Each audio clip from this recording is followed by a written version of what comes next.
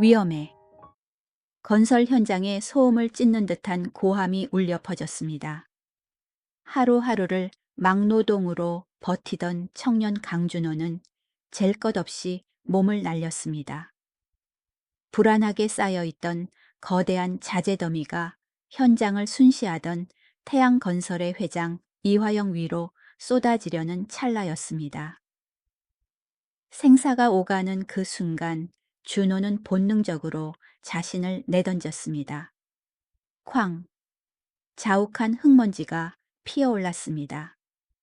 공포에 질려 감았던 눈을 뜬 이화영 회장은 누군가의 품에 안겨 있는 자신을 발견했습니다. 괜찮으십니까? 낮고 굵은 목소리. 흙투성이가 된 준호의 얼굴을 마주한 순간 이 회장의 심장이 덜컥 내려앉았습니다. 저 눈빛. 젊은 시절 죽은 남편과 소름 끼치도록 닮은 눈동자가 바로 눈앞에 있었습니다. 30년 전 화재로 잃어버린 뼈조차 찾지 못했던 아들이 혹시 살아있는 것은 아닐까 하는 미친 듯한 생각이 스쳤습니다. 본격적인 이야기를 시작하기 전에 구독과 좋아요 버튼을 눌러주세요. 그리고 여러분이 어디서 이 이야기를 듣고 계신지 댓글로 남겨주시면 그곳에 행운이 깃들기를 기도하겠습니다. 이야기는 새벽 4시 서울의 한 병원 3층 보호자 대기실에서 시작됩니다. 적막한 공간, 강준호가 무거운 몸을 일으켰습니다. 벽시계의 초침 소리만이 귓가를 때리는 새벽. 올해 33세 일용직 노동자 준호는 뻣뻣하게 굳은 목을 돌리며 작게 신음했습니다. 중환자실의 작은 유리창 너머로 인공호흡기에 의지해 잠든 양어머니 최순자 씨가 보였습니다. 한때 따뜻하게 그를 품어주던 어머니의 손은 이제 앙상한 가죽만 남아 있었습니다. 어머니 다녀올게요. 준호는 차가운 유리창에 손을 대고 속삭였습니다. 주머니를 뒤적거리던 그의 손에 어제 원무과에서 받은 구겨진 종이가 잡혔습니다. 최종 독촉장이라는 붉은 글씨가 선명했습니다. 3개월 밀린 병원비 800만 원. 손끝이 미세하게 떨렸습니다. 준호는 종이를 다시 깊숙이 찔러 넣어뒀습니다. 무너질 시간조차 없었습니다. 낡은 패딩 지퍼를 목까지 끌어올리고 병원을 나선 준호. 1월의 새벽 공기는 살을 벨 듯 차가웠지만 당장 먹고 사는 걱정만큼 차갑지는 않았습니다. 새벽 5시 인력시장 수많은 사내들의 입김이 안개처럼 피어오르는 그곳에서 준호는 간절한 눈빛으로 서 있었습니다. 오늘 태양건설 상암동 현장 일당 시 5만 원 10명만 뽑는다. 소장의 외침에 사람들이 벌떼처럼 몰려들었습니다. 운 좋게 선택받은 준호는 덜컹거리는 낡은 트럭에 몸을 실었습니다. 옆자리에 앉은 중년 남자가 혀를 찼습니다. 자네 처음인가? 저기 일 험하기로 소문난 곳이야. 그래도 돈은 칼같이 주니까 버텨봐. 준호는 묵묵히 고개를 끄덕였습니다. 어머니의 병원비를 위해서라면 지옥불이라도 뛰어들어야 했습니다. 지난 3개월 설비 기사의 꿈을 접고 닥치는 대로 일했지만 불어나는 병원비 앞에서는 계란으로 바위치기였습니다. 차창 밖으로 스쳐 지나가는 서울의 거리를 보며 준호는 깊은 한숨을 삼켰습니다. 트럭이 태양건설 상암동 현장에 도착했을 때 그 압도적인 규모에 준호는 잠시 말을 잃었습니다. 하늘을 찌를 듯 솟은 타워 크레인과 수백 명의 인부들. 이곳은 태양건설의 야심찬 프로젝트 현장이었습니다. 신입들 이리와 작업반장의 고함이 떨어졌습니다. 오늘은 철근 운반이다. 요령 피우다 걸리면 바로 쫓겨날 줄 알겠나. 작업은 고됐습니다. 무거운 철근이 어깨를 짓누르고 영하의 날씨에도 땀이 비오듯 쏟아졌습니다. 준호는 이를 악물고 움직였습니다.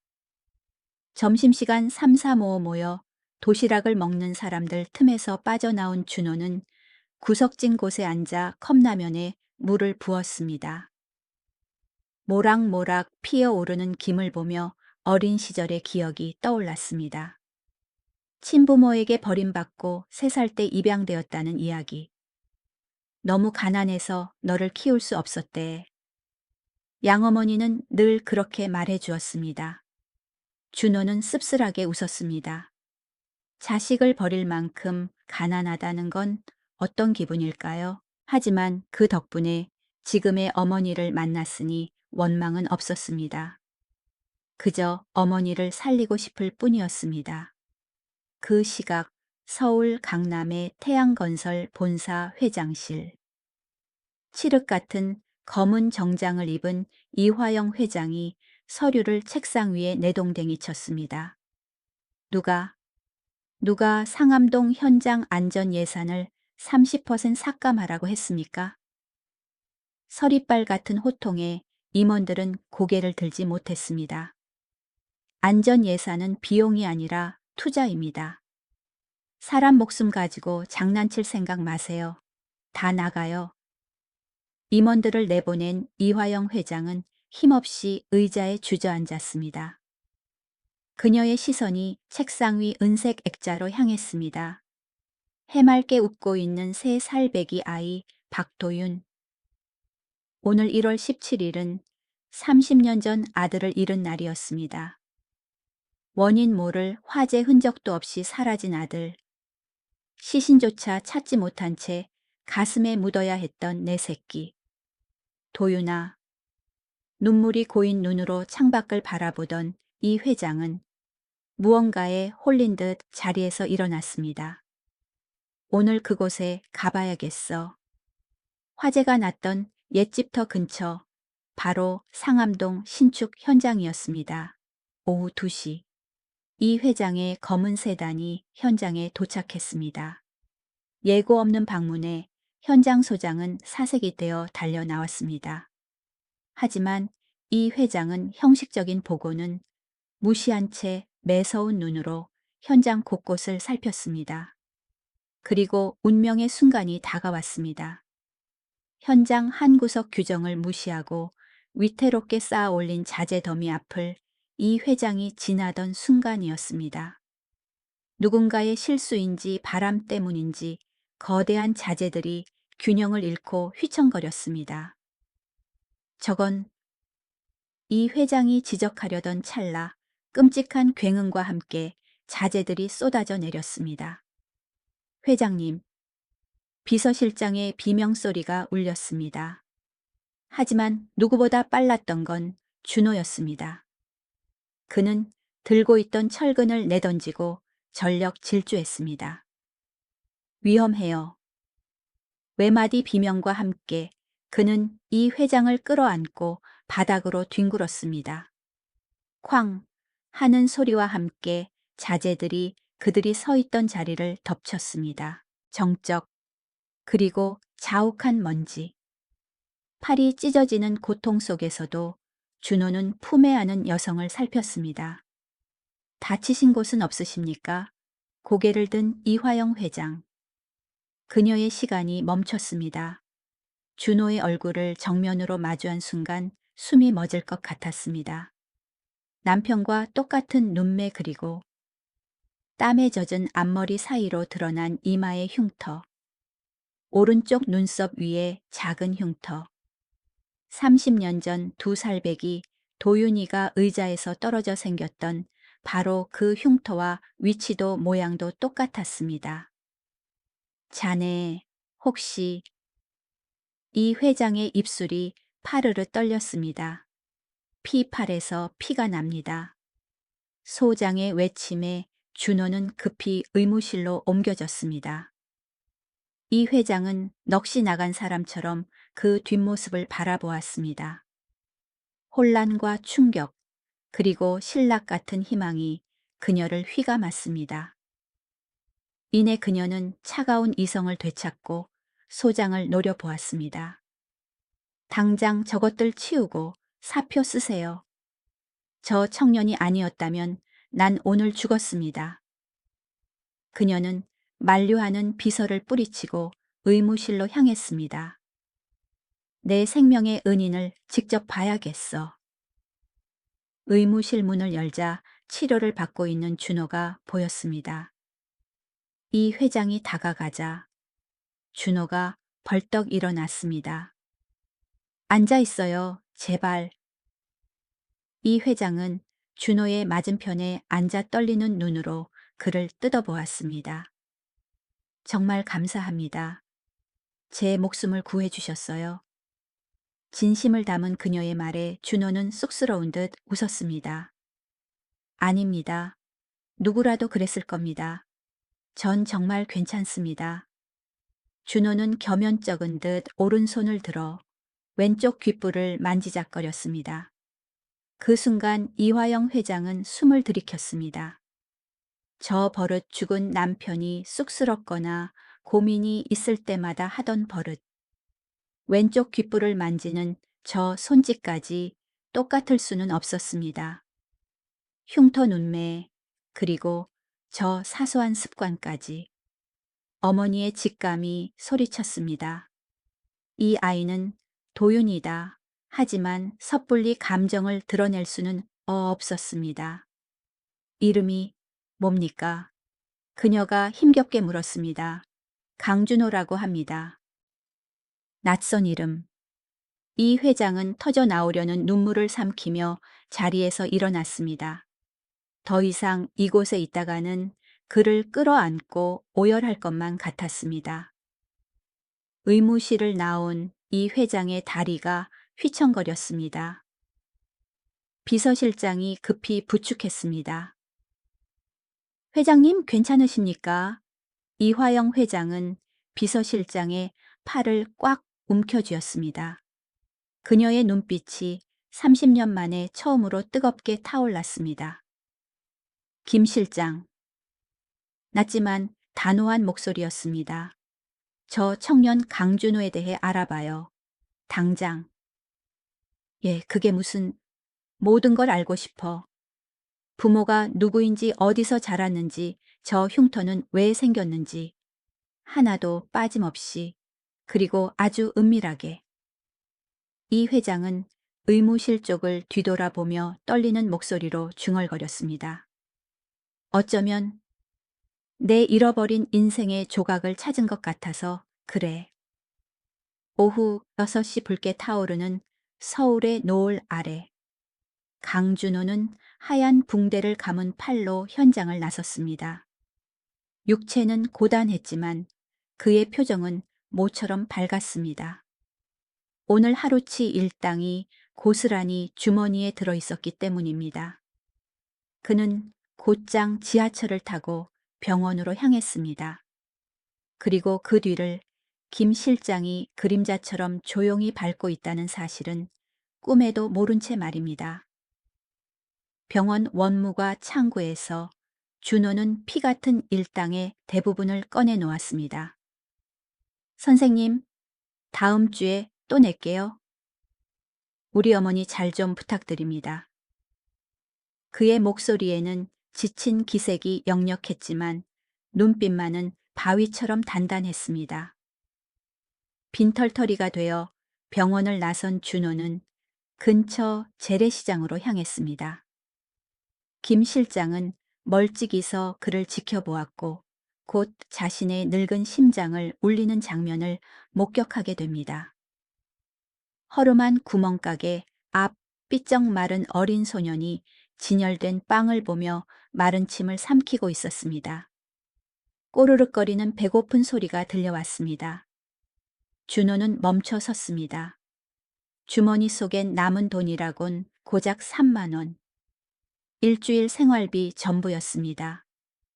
저 아이에게 빵을 사주면 당장 오늘 저녁부터 굶거나 컵라면으로 때워야 했습니다. 하지만 준호는 1초의 망설임도 없었습니다. 가게로 들어가 따뜻한 우유와 빵을 사서 아이의 손에 쥐어주었습니다. 먹어라. 많이 먹고 씩씩하게 커야지. 고개를 숙여 인사하고 달려가는 아이의 뒷모습을 보며 짓는 준호의 환한 미소는 차가운 겨울바람마저 녹이는 듯했습니다. 그리고 그는 자신을 위해 가장 싼 컵라면 하나를 사서 편의점 구석으로 향했습니다. 이 모든 것을 목격한 김 실장은 떨리는 목소리로 이화영 회장에게 보고했습니다. 수학이 넘어 건설업계의 철의 여인이라 불리는 이 회장은 오열하고 말았습니다. 책상 위 아들 도윤의 사진 위로 뜨거운 눈물이 뚝뚝 떨어졌습니다. 생명의 은인이자 죽은 남편을 쏙 빼닮은 청년, 그리고 무엇보다 가슴 저리도록 고운 인성을 가진 아이. 하지만 동시에 서글픈 질투가 밀려왔습니다. 병원에 있다는 그 어머니 도대체 누구길래 지난 30년 동안 자신이 주지 못한 사랑을 대신 주며 저 아이를 키웠을 그 여자가 부럽고 또 원망스러웠습니다. 하지만 이대로 보낼 순 없었습니다. 김 실장, 그 청년을 잡아야겠어. 우리 회사 정직원으로 채용하세요. 내 눈앞에 가장 가까운 곳에 두고 지켜봐야겠어. 그날 밤 서울은 두 개의 세상으로 나뉘었습니다. 화려한 대저택에서 아들을 그리워하며 잠 못 이루는 재벌 회장과 습기 찬 반지하 방에서 컵라면을 먹으며 어머니 조금만 기다려요. 라고 다짐하는 가난한 청년. 하지만 운명의 붉은 실은 이미 두 사람을 단단히 올가매기 시작했습니다. 다음 날 아침 준호는 어제 사고 때문에 해고될 각오를 하고 현장 사무실로 들어갔습니다.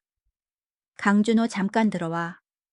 소장의 호출에 심장이 쿵쾅거렸습니다. 그러나 문을 열자 김 실장이 그를 기다리고 있었습니다. 책상 위에는 믿을 수 없는 서류가 놓여 있었습니다. 태양건설 본사 안전관리팀 정직원 채용 계약서. 준호는 숨이 멎는 것 같았습니다. 제가 정직원이라고요? 목소리가 파르르 떨렸습니다. 하루살이 인생인 그에게 정직원이라는 타이틀은 단순한 직업이 아니라 거친 파도 속에서 만난 구명조끼와도 같았습니다. 그는 떨리는 손으로 서명했고 종이 위로 감격의 눈물이 번졌습니다. 하지만 진짜 드라마는 이제부터였습니다. 김 실장이 준호의 인사 기록 카드를 보고 이 회장에게 생년월일을 보고하는 순간 찬물을 끼얹은 듯한 충격이 이 회장을 강타했습니다. 생년월일이 다르다고. 이 회장은 소파에 무너져 내렸습니다. 준호의 서류상 생일은 잃어버린 아들 도윤의 생일과 완전히 달랐습니다.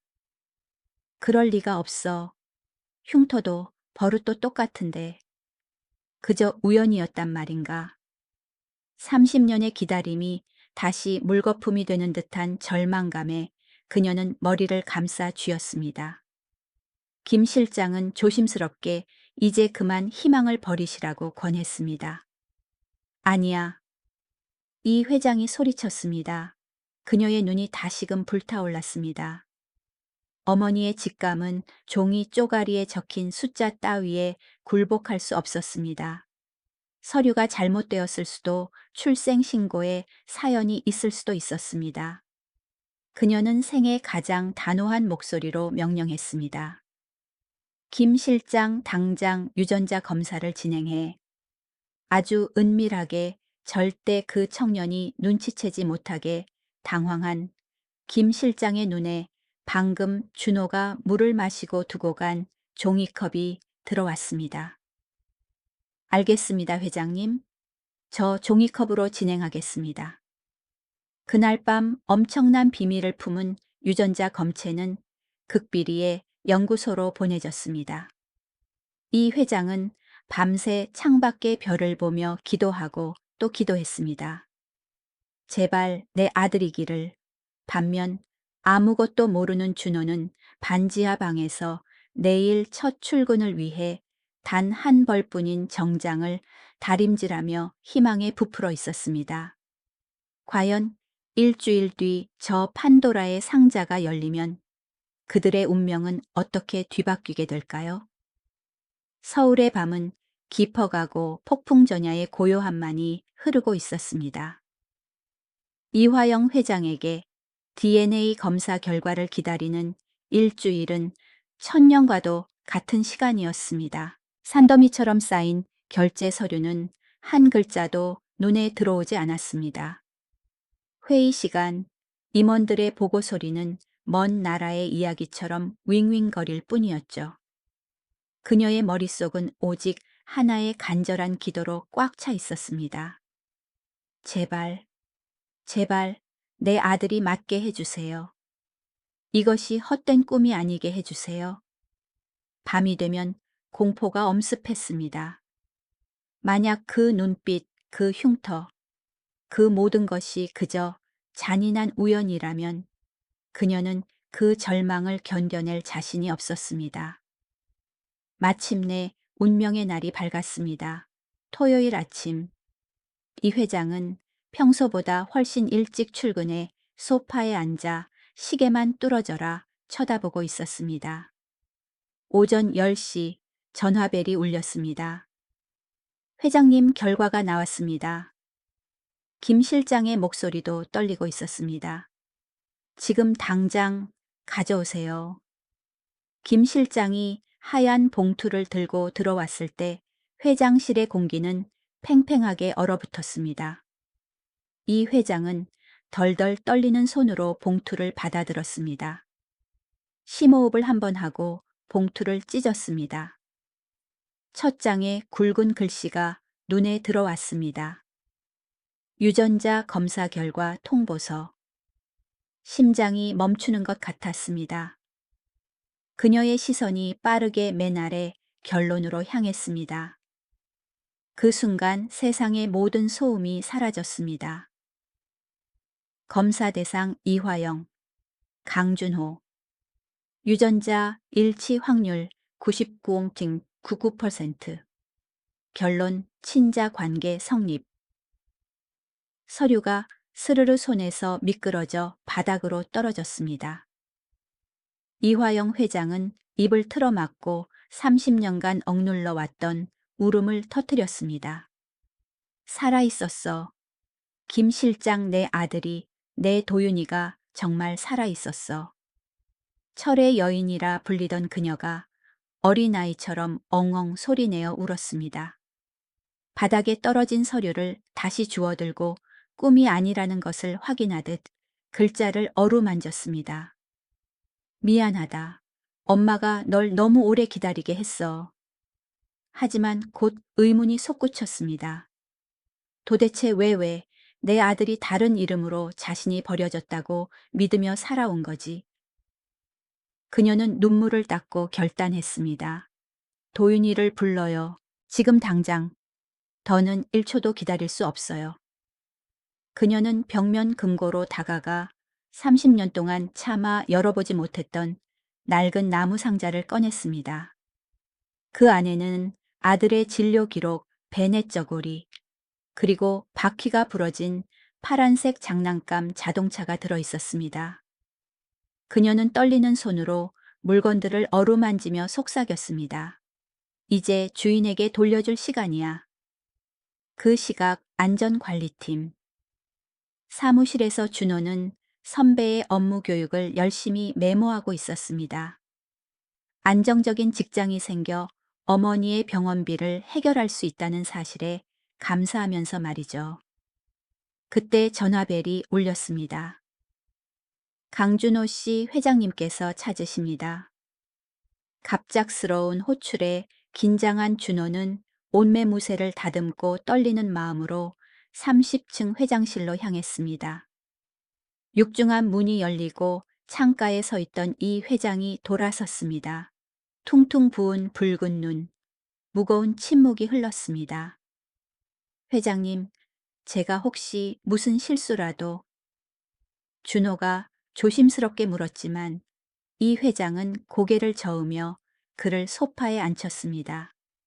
자네에게 보여줄 것이 있어. 그녀는 떨리는 손으로 나무 상자를 열고 누렇게 바랜 진료 기록지를 내밀었습니다. 이건 내 아들이 2살 때 병원 기록이야. 준호가 받아들었습니다. 오른쪽 이마 열상 의자에서 추락 3반을 봉합. 준호의 눈이 커졌습니다. 그는 무의식적으로 자신의 이마 흉터로 손을 가져갔습니다. 너무나 똑같았습니다. 혼란스러운 준호의 손에 이 회장은 파란색 장난감 자동차를 쥐어주었습니다. 3살 때 도윤이는 이걸 잘 때도 손에 쥐고 잤었지. 준호의 손가락이 부러진 바퀴 부분에 닿는 순간 소름 끼치는 기시감이 등줄기를 타고 흘렀습니다. 잊고 있었던 흐릿한 기억의 파편들이 머릿속에서 꿈틀거렸습니다. 그리고 마침내 이 회장은 DNA 검사 결과지를 그의 눈앞에 펼쳤습니다. 이화영, 강준호, 우흡점증 9% 일치. 이게 뭡니까? 준호는 뒷걸음질 쳤습니다. 손에 들고 있던 자동차가 바닥으로 떨어지며 달그락 소리를 냈습니다. 말도 안 돼요. 우리 부모님은 가난해서 저를 버렸다고 했습니다. 저를 원하지 않으셨다고요? 아니야. 이 회장이 벌떡 일어나 외쳤습니다. 그녀의 눈에서 다시 눈물이 쏟아졌습니다. 그건 거짓말이야. 엄마 아빠는 단 한순간도 널 버린 적 없어. 30년 전 그날 밤 화재가 났고 네가 감쪽같이 사라진 거야. 엄마는 널 찾으려고 미친 듯이 온 나라를 뒤졌단다. 준호는 더 이상 물러설 곳 없이 벽에 등을 기대고 주저앉았습니다. 그럼 나를 키워준 양어머니가 평생 나를 속인 겁니까? 내 인생이 전부 거짓말이었어요. 잔인한 진실이 칼날처럼 그의 가슴을 후벼 팠습니다. 그는 머리를 감싸쥐고 절규했습니다. 나는 누구입니까? 도대체 나는 누구냐고요? 이 회장은 무릎을 꿇고 준호와 눈을 맞췄습니다. 너는 내 아들 박도윤이야. 엄마가 30년 동안 한시도 잊지 못했던 내 아들.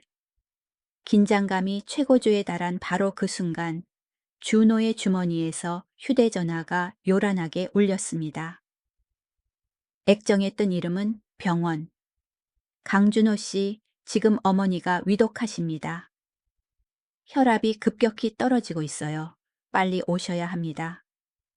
준호의 세상이 멈췄습니다. 눈앞에는 30년 만에 찾은 친어머니가 눈물로 호소하고 있고 전화기 너머에는 평생 자신을 키워준 비록 거짓말을 했을지라도 자신에겐 세상의 전부였던 양어머니가 죽어가고 있었습니다. 심장이 2갈래로 찢어지는 듯 했습니다. 저 가야 합니다. 준호가 비틀거리며 일어섰습니다. 어딜 가니 도윤아, 엄마가 여기 있는데. 이 회장이 다급하게 그의 팔을 붙잡았습니다. 어머니가, 양어머니가 위독하대요. 준호는 고통스러운 눈빛으로 이 회장의 손을 뿌리쳤습니다. 죄송합니다, 회장님. 정말 죄송합니다. 도윤아, 가지마. 도윤아. 이화영 회장의 처절한 외침이 회장실을 울렸지만 아들의 뒷모습은 이미 닫힌 문 너머로 사라져 버렸습니다. 이 회장은 바닥에 쓰러져 준호가 떨어뜨리고 간 장난감 자동차를 가슴에 품고 오열했습니다. 운명은 잔인하게도 그녀에게 가장 큰 기쁨을 준 순간 또다시 가장 아픈 이별을 안겨주었습니다. 엘리베이터 문이 닫히고 준호는 차가운 금속벽에 기대어 거친 숨을 몰아쉬었습니다. DNA 결과, 친어머니 화재, 그리고 거짓말. 이 모든 단어들이 머릿속에서 뒤엉켜 폭발할 것만 같았습니다. 내가 버려진 게 아니었다고. 그럼 어머니는, 양어머니는 도대체 왜 그런 거짓말을 하신 거야? 1층에 도착해 문이 열리자마자 준호는 비틀거리며 밖으로 뛰쳐나갔습니다. 택시를 잡아탄 그가 다급하게 외쳤습니다. 병원으로 가주세요, 빨리요. 택시가 서울의 거리를 질주하는 동안 준호는 멍한 눈으로 창밖을 바라보았습니다. 어머니, 제발 무사하세요. 마음속으로는 간절히 빌었지만 귓게는 또 다른 목소리가 환청처럼 들려왔습니다. 너는 내 아들 박도윤이야. 30년간 믿어온 진실과 방금 알게 된 충격적인 진실 사이에서 준호의 영혼은 갈기갈기 찢겨 나가는 듯 했습니다. 하지만 그는 알지 못했습니다. 병원에 도착하는 순간 더 큰 비극이 그를 기다리고 있다는 사실을 말입니다. 응급실 앞에 택시가 급정거하자마자 준호는 돈을 던지듯 내고 병원 안으로 달려 들어갔습니다. 어머니 환자 최순자 씨 어디 있습니까? 간호사의 안내를 받아 중환자실로 달려간 준호. 문을 열고 마주한 광경에 그는 숨이 멎을 것만 같았습니다. 평생을 고생만 하신 어머니가 온갖 기계 장치에 의지한 채 가쁜 숨을 몰아쉬고 있었습니다. 불규칙한 심전도 모니터 소리만이 위태로운 생명을 알리고 있었습니다. 어머니, 준호는 침대 곁으로 달려가 앙상하게 마른 어머니의 차가운 손을 붙잡았습니다. 어머니, 눈 좀 떠보세요. 저 왔어요. 준호가 왔어요. 준호의 목소리는 처절하게 떨렸고 눈물은 하염없이 쏟아졌습니다. 아들의 목소리가 닿은 것일까요? 어머니의 눈꺼풀이 파르르 떨리더니 힘겹게 눈을 떴습니다. 초점을 잃은 흐릿한 눈동자가 준호를 향했습니다. 준호야, 겨우 들릴 듯 말 듯 한 작은 목소리였습니다. 네, 어머니, 저 여기 있어요. 준호는 어머니의 손을 두 손으로 감싸 쥐었습니다. 손끝에서 생명의 온기가 빠져나가는 것이 느껴졌습니다. 미안하다. 어머니는 숨을 헐떡이며 마지막 힘을 짜냈습니다. 준호야, 이 어미를 용서해다오. 그게 무슨 말씀이세요? 어머니 힘내세요. 괜찮아질 거예요. 준호가 절규했습니다. 하지만 어머니의 눈빛은 서서히 빛을 잃어가고 있었습니다. 용서해라. 그 말이 지상에서의 마지막 유언이었습니다. 툭 하고 어머니의 손에서 힘이 빠졌습니다. 동시에 심전도 기계에서 길고 날카로운 경고음이 울려 퍼졌습니다. 삐. 보호자분. 진정하세요. 환자분 임종하셨습니다. 의사의 사무적인 사망 선고가 내려졌습니다. 준호는 믿을 수 없었습니다. 아니야, 아니야 어머니. 그는 식어가는 어머니의 손을 놓지 못하고 오열했습니다. 가지 마세요, 제발. 저 혼자 두고 가지 마세요. 30년 동안 유일한 가족이었던 사람이 그렇게 떠나버렸습니다. 준호는 어머니의 손을 자신의 이마에 대고 짐승처럼 울부짖었습니다. 으앙, 어머니, 흐흑. 중환자실에는 준호의 처절한 통곡 소리만이 공허하게 메아리 쳤습니다. 3일 후 썰렁한 장례식장. 준호는 검은 상복을 입고 텅 빈 빈소를 홀로 지키고 있었습니다. 며칠간 먹지도 자지도 못한 그의 얼굴은 해골처럼 퀭했습니다. 조문객 하나 없는 쓸쓸한 장례식. 평생 가난하게 사신 어머니에겐 친척도 친구도 없었습니다. 오직 준호만이 전부였습니다. 간간히 들르는 공사 현장 동료들이 봉투만 내밀고 서둘러 자리를 뜰 뿐 준호는 철저히 혼자였습니다. 영정 사진 속 환하게 웃는 어머니를 바라보는 준호의 마음은 찢어질 듯 아팠습니다. 하지만 동시에 며칠 전 회장실에서 들었던 말들이 머릿속을 맴돌았습니다. 그날 밤 화재로 너를 잃어버렸어. 30년 동안 널 찾았단다. 그리고 어머니의 마지막 유언. 미안하다. 용서해다오. 도대체 무엇이 미안하다는 것이었을까요? 무엇을 용서해 달라는 것이었을까요? 준호는 머리를 감싸 쥐었습니다.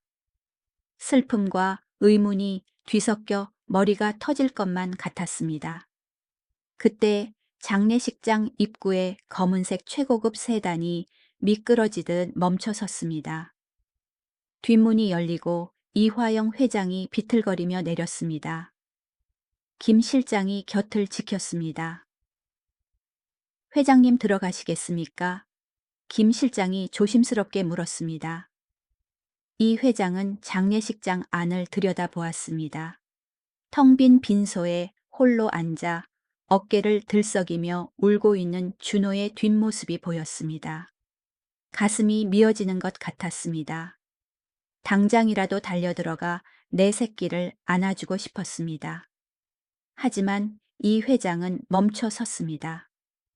지금 준호는 자신을 키워준 어머니를 잃고 슬퍼하고 있습니다. 지금 자신이 나서는 것이 과연 옳은 일일까요? 그것이 아들에 대한 예의일까요? 김 실장, 자네가 대신 조의금만 전해주게.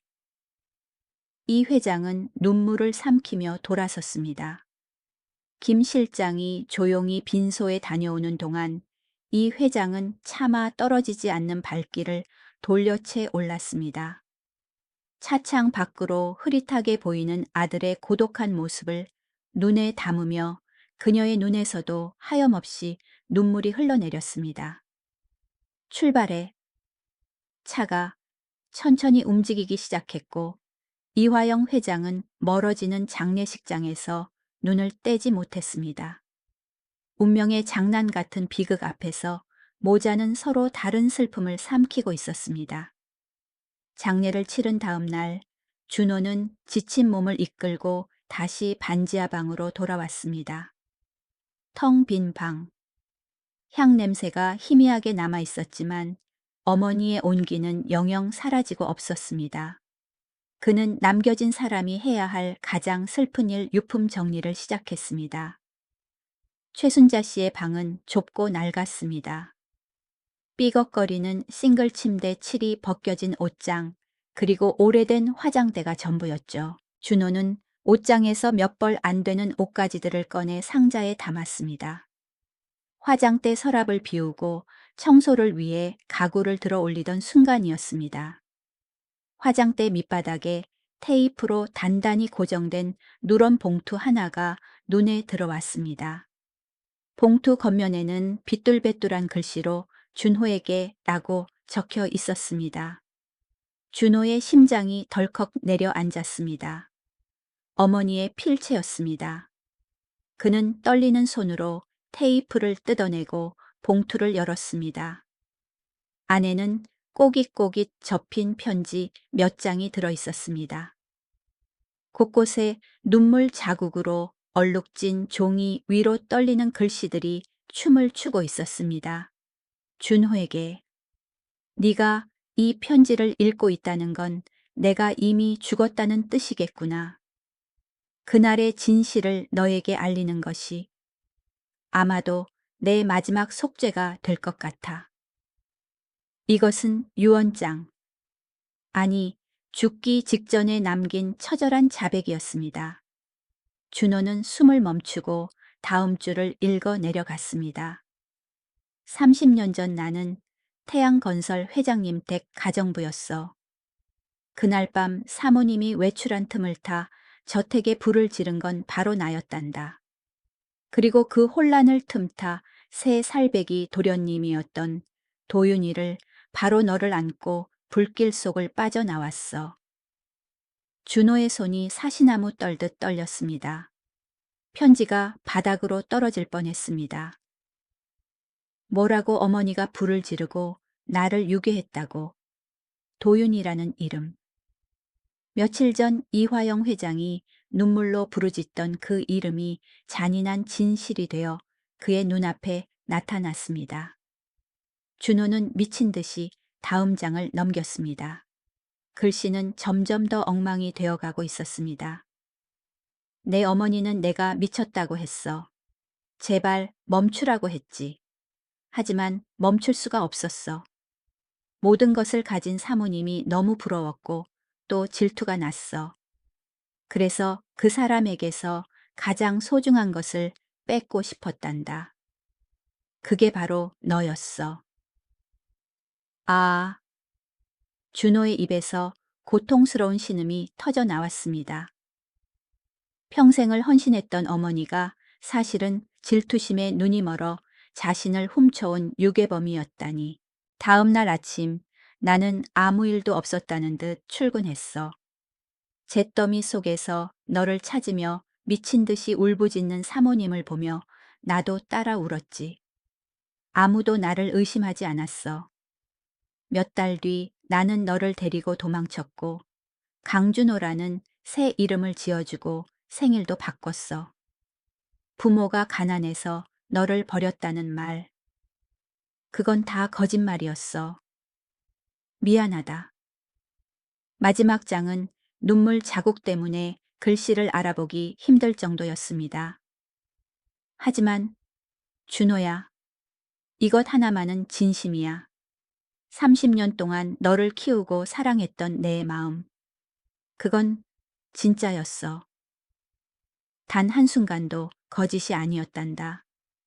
너는 내 전부였어. 정말로 사랑한다. 제발. 이 죄 많은 어미를 용서해다오. 편지가 준호의 손에서 힘없이 떨어졌습니다. 쾅 준호는 벽을 주먹으로 내리쳤습니다. 찢어진 손등에서 피가 흘렀지만 고통조차 느껴지지 않았습니다. 아, 좁은 반지하 방이 떠나가라 비명을 질렀습니다. 그는 바닥에 무릎을 꿇고 머리를 감싸 쥐었습니다. 거짓말이야, 다 거짓말이야.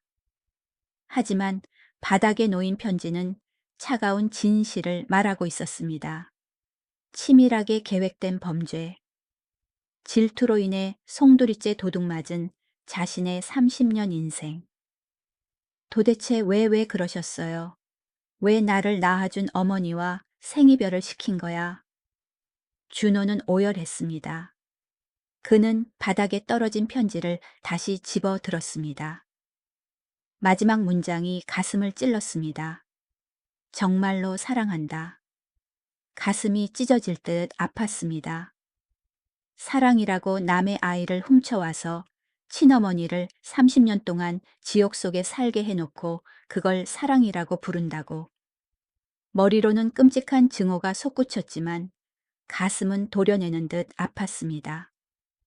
가난했지만 따뜻했던 밥상 아플 때 밤새 간호해주던 거친 손길, 자신의 학비를 위해 새벽부터 일터로 나가던 구분 등 그 모든 기억들이 가짜가 아니었음을, 그 사랑 또한 진실이었음을 준호는 본능적으로 알고 있었기 때문입니다. 그녀는 끔찍한 유괴범이었지만 동시에 그에게는 세상 유일한 어머니였습니다.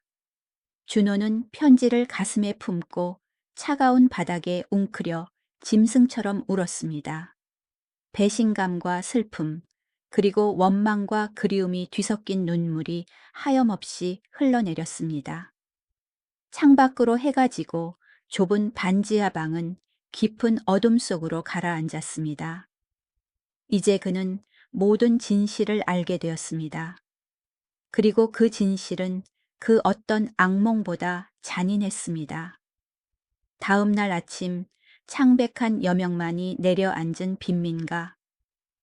준호는 몽규병 환자처럼 비틀거리며 반지하 방을 나섰습니다. 밤새 한숨도 자지 못한 퉁퉁 부은 눈 핏기 하나 없는 얼굴. 그의 손에는 낡은 편지 봉투가 생명줄처럼 쥐어져 있었습니다. 출근길, 지옥철의 인파 속에 섞여 있었지만 준호는 아무것도 보이지 않았고 아무것도 들리지 않았습니다. 오직 하나의 생각만이 머릿속을 지배하고 있었습니다. 이 편지를 보여줘야 해. 이 지옥 같은 악몽을 끝내야 해. 태양건설 본사 앞 준호는 아침 햇살을 받아 눈부시게 빛나는 거대한 유리 빌딩을 올려다보았습니다. 그는 깊은 심호흡을 하고 마지막 남은 힘을 짜내어 30층 회장실로 향했습니다. 그 시각 광활하지만 차가운 회장실. 이화영 회장은 창가에 서서 멍하니 밖을 내다보고 있었습니다. 회장님, 죽이라도 좀 드세요. 며칠째 곡기를 끊으시면 쓰러지십니다. 김 실장의 애타는 권유에도 그녀는 힘없이 고개를 저을 뿐이었습니다. 아들 도윤이가 홀로 양어머니의 장례를 치르며 고통받고 있을 생각을 하면 목구멍으로 물 한 모금 넘기는 것조차 죄스럽게 느껴졌기 때문입니다. 바로 그때였습니다. 쾅쾅. 정중한 노크 소리가 아닌 절박함이 담긴 거친 두드림이 회장실의 정적을 깼습니다. 김 실장이 미처 반응하기도 전에 문이 벌컥 열렸습니다. 그곳에 준호가 서 있었습니다.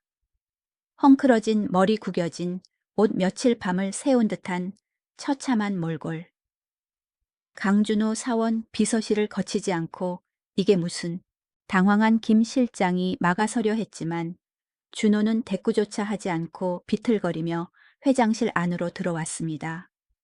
그리고 회장 책상 앞으로 다가가 떨리는 손으로 누런 봉투를 내려놓았습니다. 이것 좀 읽어보십시오. 목소리는 갈라져 쇳소리가 났습니다. 도윤아. 이 회장이 조심스럽게 불렀지만 준호는 시선을 피했습니다. 이 회장은 의아한 표정으로 봉투를 집어들었습니다. 겉면에 적힌 준호에게 라는 글씨. 그녀는 떨리는 손으로 편지지를 꺼내 읽기 시작했습니다. 첫 줄을 읽어 내려가던 이 회장의 표정이 점점 굳어지더니 이내의 백지장처럼 하얗게 질렸습니다.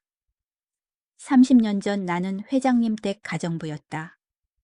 그날 밤 저택에 불을 지르고 새 살배기 도윤이를 안고 나온 건 바로 나였다. 편지지가 손에서 미끄러질 뻔했습니다.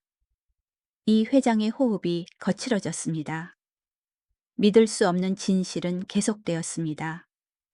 다음 날 아침 나는 아무 일도 없었다는 듯 출근했다. 아이를 찾으며 울부짖는 사모님 곁에서 나도 같이 울며 위로했다. 말도 안 돼. 이 회장의 눈이 경악으로 크게 떠졌습니다. 30년 전 그날의 기억이 소름 끼치게 되살아났습니다. 잿더미가 된 집터에서 실성한 듯 울던 자신을 껴안고 같이 눈물을 흘리며 등을 토닥여주던 가정부 최순자. 자신이 가장 힘들 때 곁을 지켜줬다고 믿었던, 그래서 고맙게 생각했던 그 여자가 내 집에 불을 지르고 내 아들을 훔쳐간 범인이었다니. 악마. 그 여자는 악마였어. 이 회장이 책상을 주먹으로 내리쳤습니다. 쾅. 어떻게 인간이 그럴 수가 있어. 내 새끼를 훔쳐 가놓고 내 옆에서 눈물을 흘려. 끔찍한 배신감과 분노에 그녀는 그 자리에 주저앉고 말았습니다. 그 모습을 지켜보던 준호의 뺨 위로도 뜨거운 눈물이 흘러내렸습니다. 회장님. 준호가 울먹이며 물었습니다. 그럼 이 모든 게 사실입니까? 제가 제가 정말 유괴당한 겁니까? 버려진 게 아니었습니까? 이 회장은 눈물 범벅이 된 얼굴을 들었습니다. 그녀는 벌떡 일어나 준호에게 달려갔습니다. 그래, 넌 버려진 게 아니야. 엄마는 단 한순간도 널 잊은 적 없어. 내가 미안해. 널 지키지 못해서 정말 미안하다. 도윤아, 어머니. 준호의 입에서 처음으로 터져나온 그 한마디가 모든 댐을 무너뜨렸습니다. 준호는 다리에 힘이 풀려 바닥에 무릎을 꿇었습니다. 저는 평생 어머니를 원망하며 살았어요. 제가 쓸모없는 존재라서 버려진 줄만 알고 흐흑. 이 회장도 바닥에 주저앉아 30년 만에 되찾은 아들을 와락 끌어안았습니다. 아니야, 내 잘못이 아니야. 다 내 잘못이다. 그녀는 아들을 부서질 듯 꽉 껴안고 떨리는 등을 어루만지며 오열했습니다. 미안하다. 내 아들 그동안 얼마나 힘들었니? 혼자서 얼마나 외로웠어. 어머니, 으앙. 준호는 친어머니의 품에 얼굴을 묻고 어린아이처럼 소리내어 울었습니다. 30년의 세월을 건너온 두 모자의 통곡 소리가 회장실을 가득 메웠습니다. 그것은 슬픔의 소리이자 동시에 긴 악몽이 끝났음을 알리는 치유의 소리였습니다. 조용히 지켜보던 김 실장도 눈시울을 붉히며 슬그머니 밖으로 나갔습니다. 닫히는 문틈 사이로 서로를 부둥켜 안고 우는 두 사람의 모습 위로 아침 햇살이 눈부시게 쏟아지고 있었습니다. 긴 어둠과 거짓의 터널을 지나 마침내 진짜 가족이 다시 하나가 되는 순간이었습니다. 30년의 긴 오해가 마침내 풀렸습니다. 어머니의 품에 안겨 준호는 생각했습니다.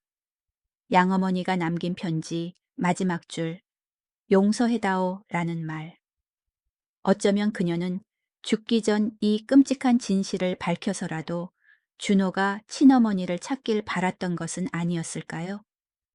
진실은 알 수 없지만 준호는 이제 확신할 수 있었습니다. 친어머니는 결코 자신을 버리지 않았다는 사실을요. 일주일 후 준호는 홀로 납골당을 찾았습니다. 회색빛 건물 안은 적막했습니다. 긴 복도를 울리는 것은 오직 준호의 발소리뿐이었습니다. 그는 양어머니 최순자의 유골함 앞에 섰습니다. 작은 사진 속 양어머니는 30년 동안 준호를 속여왔던 그 인자한 미소로 웃고 있었습니다.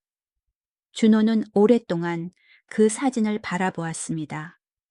가난했지만 따뜻했던 밥상 아플 때마다 밤새워 물수건을 갈아주던 손길, 운동회 날 김밥을 싸들고 달려오던 모습.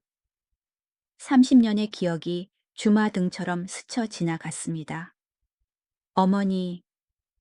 준호의 목소리는 낮고 차분했습니다. 저는 어머니를 원망합니다. 그가 말을 이었습니다. 어머니가 저지른 일은 용서받을 수 없는 범죄예요.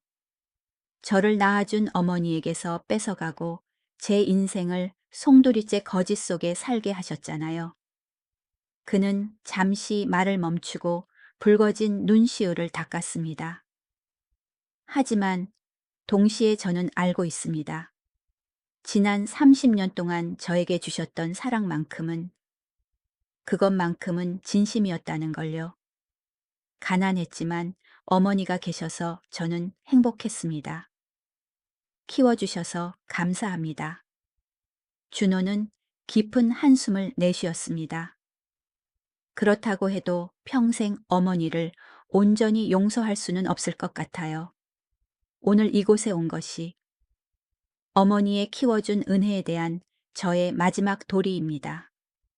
준호는 고개를 숙여 깊이 인사했습니다. 이제 안녕히 계세요. 그는 뒤도 돌아보지 않고 발길을 돌렸습니다. 그는 그곳에 강준호로서 살아온 30년의 세월을 묻었습니다. 그리고 문을 나서며 박도윤으로서의 새로운 삶을 향해 걸어갔습니다. 그날 저녁 준호는 이화영 회장의 집으로 초대받았습니다. 강남의 조용한 주택가 높은 담장 너머로 아름다운 정원이 보이는 저택이었습니다. 어서 오렴. 이 회장이 현관까지 나와 준호를 맞이했습니다. 천하의 이 회장도 아들을 집으로 들이는 순간만큼은 긴장한 기색이 역력했습니다. 30년 전 그 집은 아니란다. 화재 이후 너무 괴로워서 그 집을 허물고 이곳으로 이사했어. 저녁 식사 자리는 고요했습니다. 정갈하고 풍성한 음식이 차려졌지만 30년의 공백을 채우기엔 어색한 침묵이 흘렀습니다. 준호는 수저를 들었다 놓기를 반복하다 결심한 듯 입을 열었습니다. 어머니, 준호가 불렀습니다. 죄송합니다. 저는 평생 어머니를 오해했습니다. 저를 버린 비정한 분이라고만 생각하고, 아니야. 이 회장이 준호의 손을 덥석 잡았습니다. 내 잘못이 아니야. 그렇게 믿을 수밖에 없었잖니. 다 지난 일이다. 중요한 건 우리가 이렇게 다시 만났다는 거야. 네가 살아있다는 것만으로도 나는 더 바랄 게 없어. 식사가 끝난 후 이 회장은 준호를 2층으로 이끌었습니다. 복도 끝 방문 앞에서 그녀의 발걸음이 멈췄습니다. 문고리를 잡은 그녀의 손이 미세하게 떨리고 있었습니다. 이사 오고 나서 한 번도 열지 못한 방이야. 널 잃고 나서 차마 들어갈 용기가 나지 않았거든. 이 회장이 깊은 숨을 들이쉬고 문을 열었습니다. 어두웠던 방에 불이 켜지는 순간 준호는 숨이 멎는 것 같았습니다.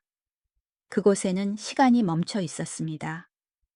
작은 침대의 장난감 상자, 그리고 작은 책상 위에는 며칠 전 회장실에서 보았던 것과 똑같은 파란색 장난감 자동차가 놓여 있었습니다. 내 방이란다, 도윤아. 이 회장의 목소리가 물기에 젖어 떨렸습니다. 네가 3살 때 쓰던 방을 그대로 옮겨 놓았어. 언젠가 주인이 돌아오기만을 기다리면서. 준호는 홀린 듯 방으로 들어가 파란 자동차를 집어들었습니다. 낯설지만 그리운 감각이 손끝을 타고 전해졌습니다. 이제 주인이 돌아왔으니 진짜 내 방이구나. 이 회장이 다가와 준호를 바라보았습니다. 도윤아, 집으로 들어오지 않겠니? 여기가 내 집이야. 준호의 눈에서 참았던 눈물이 터져 나왔습니다. 그는 고개를 끄덕이며 어머니를 끌어안았습니다. 네, 들어올게요. 어머니. 고맙다. 정말 고맙다, 내 아들. 달빛이 비치는 창가에서 두 모자는 서로를 부둥켜 안고 울었습니다. 30년 동안 비어있던 방에 드디어 온기가 채워졌습니다. 길고 추웠던 겨울이 끝나고 마침내 그들의 인생에도 따뜻한 봄이 찾아오고 있었습니다. 6개월이라는 시간이 화살처럼 빠르게 흘러갔습니다. 강남 저택에 따스한 햇살이 비치는 서재. 이제는 박도윤이라는 이름이 제법 익숙해진 준호가 노트북 앞에 앉아 있었습니다. 책상 한쪽에는 법원에서 날아온 호적 정정 허가서가 놓여 있었습니다. 다음 주면 법적으로도 완벽한 박도윤이 되는 것입니다. 그때 은은한 국화차 향기와 함께 이화영 회장이 들어왔습니다. 도윤아, 아직도 일하고 있니? 네, 거의 다 됐습니다, 어머니. 준호는 쑥스러움 대신 자연스러운 미소로 찻잔을 받아 들었습니다. 너무 무리하지 마라. 법적인 절차는 변호사들이 알아서 할 테니까. 알아요, 하지만 이건 재판 때문이 아니에요. 준호는 잠시 망설이다가 서랍에서 두툼한 서류 뭉치를 꺼내 어머니 앞에 놓았습니다. 표지에는 현장 근로자 복지 전면 개편안이라고 적혀 있었습니다. 이 회장이 서류를 펼쳤습니다. 그 안에는 놀라울 정도로 구체적인 계획들이 담겨 있었습니다. 낡은 컨테이너 대신 냉난방이 완비된 이동식 쉼터 도입, AI 위험 감지 시스템, 일용직 근로자를 위한 상해 보험 확대. 이걸 네가 다 기획한 거니? 네, 어머니도 아시잖아요. 제가 그곳에서 땀 흘려 봤으니까요. 준호의 눈빛이 진지하게 빛났습니다. 40도가 넘는 폭염과 살을 내는 혹한 속에서 그분들이 얼마나 고생하는지 저는 뼈저리게 알아요. 회장 아들 자리에 앉아 편하게 지내고 싶지 않습니다. 강준호로 살았던 경험으로 우리 태양건설을 더 좋은 회사로 만들고 싶어요. 이 회장은 아들을 바라보며 가슴 벅찬 감동을 느꼈습니다. 그녀는 아들의 어깨를 다독였습니다. 그래 해보거라. 이 어미가 든든하게 밀어주마. 1년 후 태양건설 본사 대회의실. 이사회장은 팽팽한 긴장감으로 가득 차 있었습니다. 다음은 안전복지혁신팀 박도윤 실장의 발표가 있겠습니다. 말쑥한 정장 차림의 도윤이 자리에서 일어났습니다. 흑투성이 작업복을 입었던 청년은 이제 확신에 찬 리더가 되어 있었습니다. 이사님들, 도윤의 힘있는 목소리가 회의실을 울렸습니다. 스크린에는 열악한 건설 현장의 사진이 띄워졌습니다. 많은 분들이 일용직 근로자를 위해 고급 쉼터를 만드는 건 낭비라고 하십니다. 하지만 저는 단언합니다. 이것은 비용이 아니라 투자입니다. 한 보수적인 이사가 손을 들었습니다. 박 실장 업계에 그런 전례는 없습니다. 예산이 너무 많이 들어요. 도윤은 여유로운 미소로 좌중을 둘러보았습니다. 전례가 없다면 태양건설이 만들면 됩니다. 쉼터 하나로 생산성이 20% 오르고 안전사고가 30% 줄어든다면 무엇보다 누군가의 아버지이자 남편인 그들을 지킬 수 있다면 그것이 비싼 비용입니까? 회의실은 찬물을 끼얹은 듯 조용해졌습니다. 우리는 건물만 짓는 것이 아니라 사람의 믿음을 짓는 회사니까요. 발표를 마친 도윤은 긴장했는지 무의식적으로 왼쪽 귓불을 만지작거렸습니다. 의장석에 앉아 그 모습을 지켜보던 이화영 회장의 눈가가 촉촉해졌습니다. 그녀는 흐뭇한 미소를 지으며 침묵을 깼습니다. 저는 박 실장의 의견에 동의합니다. 반대하시는 분 계십니까? 아무도 손을 들지 않았습니다. 이내 우레와 같은 박수 소리가 회의실을 가득 채웠습니다. 몇 달 후 상암동 건설 현장. 따가운 햇살 아래 최신식 이동 쉼터가 오아시스처럼 서 있었습니다. 시원한 에어컨 바람과 깨끗한 정수기. 푹신한 의자에 앉은 근로자들의 얼굴에 웃음꽃이 피었습니다. 와, 살 것 같다. 진짜 천국이네. 안전모를 쓰고 현장을 순시하던 도윤을 알아본 반장님이 달려와 그의 손을 덥석 잡았습니다. 고마워요. 아니, 박 실장님 덕분에 우리도 사람 대접받으며 일합니다. 도윤은 그 투박한 손을 맞잡고 허리를 숙였습니다. 아닙니다. 당연히 해야 할 일을 했을 뿐인걸요. 그의 미소는 여전히 소탈하고 따뜻했습니다. 주말 오후 저택의 정원. 이화영 회장과 도윤은 붉게 물드는 서울의 노을을 바라보며 차를 마시고 있었습니다. 어머니, 도윤이 눈을 반짝이며 말했습니다. 다음 프로젝트로는 형편이 어려운 청년들을 위한 건설 기술 장학 재단을 만들고 싶어요. 제가 그랬던 것처럼 그들에게도 기회를 주고 싶거든요. 이 회장은 찻잔을 내려놓고 아들의 손을 꼭 잡았습니다. 그 따뜻한 온기가 마음 깊숙이 전해졌습니다. 도윤아, 엄마는 정말 네가 자랑스럽다. 30년의 기다림이 정말 헛되지 않았어. 이 회장의 눈에서 행복한 눈물이 흘러내렸습니다. 과거의 고통은 사라지고 그 자리에 완벽한 행복이 채워졌습니다. 저도 감사해요, 어머니. 도윤이 어머니의 손을 꽉 잡았습니다. 포기하지 않아 주셔서, 그리고 돌아갈 집이 되어 주셔서 감사합니다. 두 사람은 서로를 바라보며 환하게 웃었습니다. 그들 뒤로 긴 어둠의 터널은 영원히 사라지고 찬란한 희망의 빛만이 가득했습니다. 이제 그들은 잃어버린 시간을 넘어 사랑과 나눔으로 더 큰 세상을 만들어갈 것입니다. 오늘의 이야기가 여러분의 마음에 작은 감동을 주었다면 구독과 좋아요를 눌러주세요. 그리고 댓글로 여러분의 따뜻한 마음을 남겨주시면 큰 힘이 됩니다. 여러분의 삶에도 언제나 봄날의 햇살 같은 희망이 깃들기를 바랍니다. 지금까지 인생 라디오였습니다. 감사합니다.